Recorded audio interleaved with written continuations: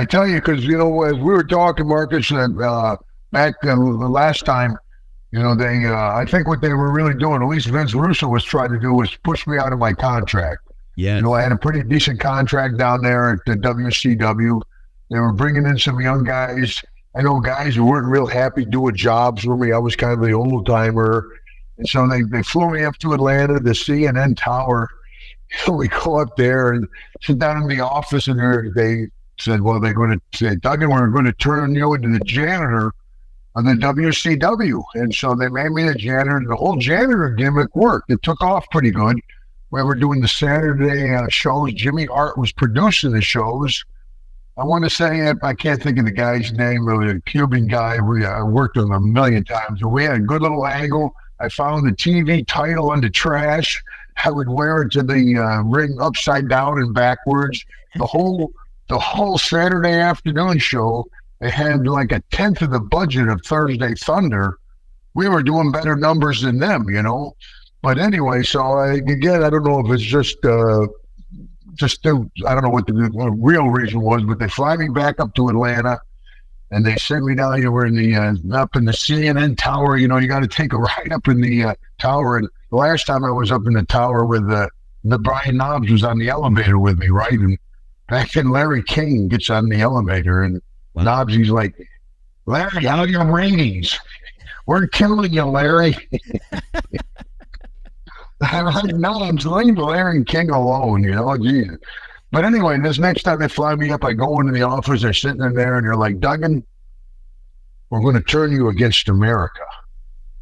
And I'm like, geez, turn me against America? You know, the whole USA fan is just, that it works. You know, it's who I am. But turn me against America, Iraq, Iran. You know, what are they going to do with this? I'm sitting there thinking to myself, and they're like, yeah, we're going to make you part of Team Canada. Of course, I mean, we got a lot of heat with the Canadians. What the hell? I know. But anyway, it was Hugh Morris, Lance Storm, who was a great wrestling talent, but was really light on the mic. You know, back then he really was. He obviously blossomed into a top star, but back then he was really light on the mic. Major guns. Mm-hmm. So there was two good reasons to be over there. I'll tell you that. No, I don't know what else they had in there. I can't think of who else, you know. And we'd go down to the ring, and Lance would be as vanilla as possible on the mic and say, could I please have everyone's attention? And I could believe him. I'd be Hacksaw. I'd be running around.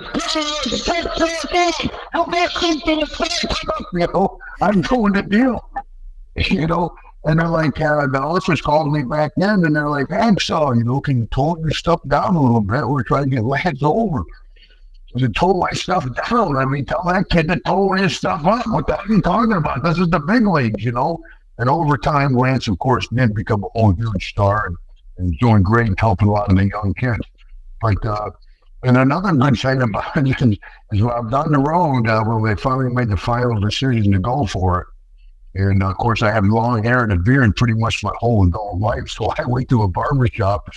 And the other lady was like, you what? I said, yeah, cut everything off. You know, she shaved the beard, she cut the hair down, and, you know, like kind of, I got a ponytail now, but kind of like this.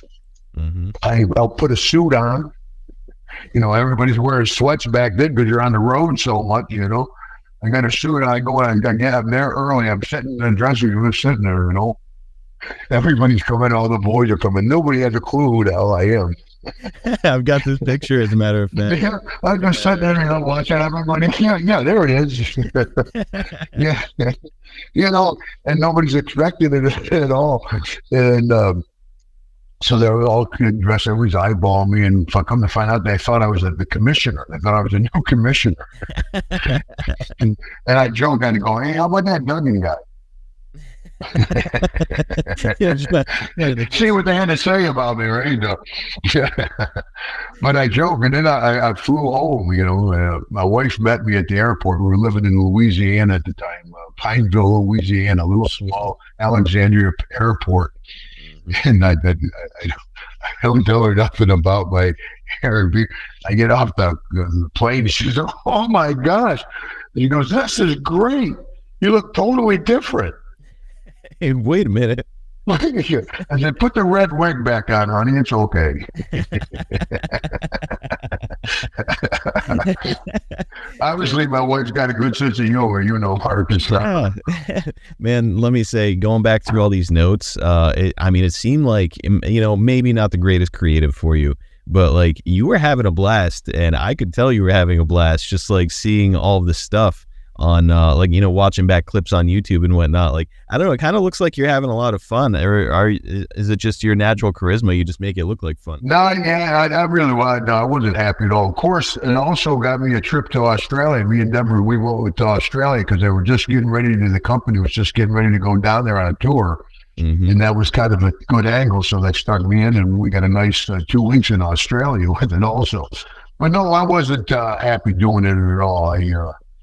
It's been my honor, my privilege to carry our flag all around the world. And, when I'm standing out there chanting USA, USA, it's not because they gave me the bus like Lex Express. It's because it's coming from the heart. It's who I am. And to go against that, I think even a lot of the fans, I had some heat, but a lot of the fans were, God, come on, Hacksaw.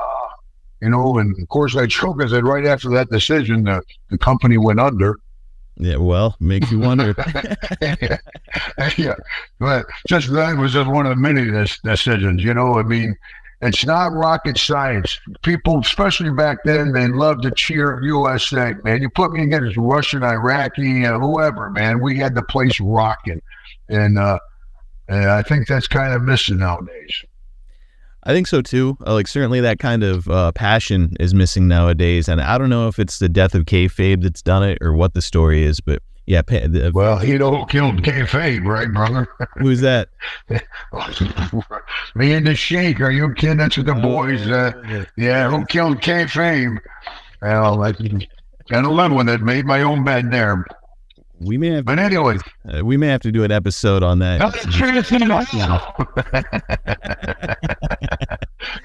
Well, so look, you mentioned going down to CNN Towers and them kind of pitching this idea to you, and they didn't really kind of pitch it. It was this or the door, highway, my way or a highway, And of course, I just kind of left the WWF, that car. Of course, they went to the E. Them for sure they didn't want me. They brought Lex in. They went in that direction.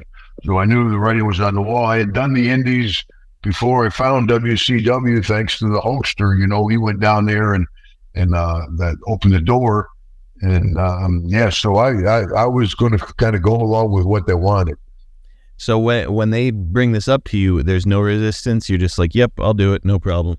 Oh, yeah. I always, and even when they made me the janitor in the WCW, I said, you give me my TV time, I'll get this stuff over one way or the other. And as quick as whatever works. 40 years, 40 years, pretty much. And it's hard to stay current. It's hard to have that long kind of career in our business. As we talked last time, it's such a competitive business. And especially, I haven't really changed my gimmick at all, except that Team Canada thing that you brought up. Right, that whole thing.